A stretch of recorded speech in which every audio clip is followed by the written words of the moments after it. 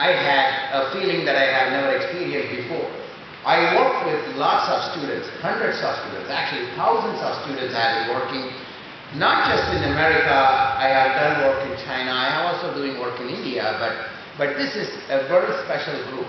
I'm not sure what this is different, but it is different.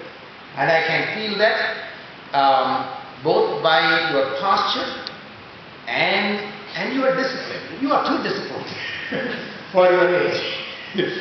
But in any case, I'm not even sure where to start. So let's see. I have been told to talk about robotics. Robotics is an interesting science. But you know, all of you are going to learn about robotics, and we'll talk robotics in a few minutes. But before robotics, you know, I am an engineer by profession.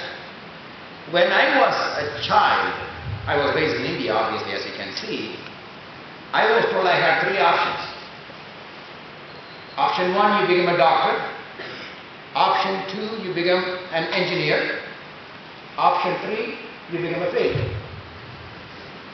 There is no other choice.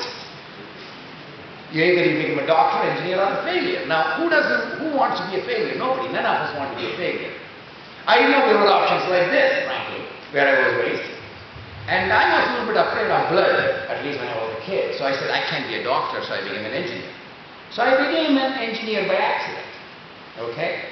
I did not become an engineer because I was born to become an engineer. I was born to do robotics.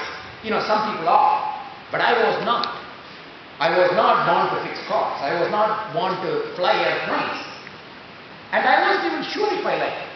The reason I am sharing with you is this because you are young, and I was in your shoes, and I wasn't sure what I wanted to do, so I became an engineer.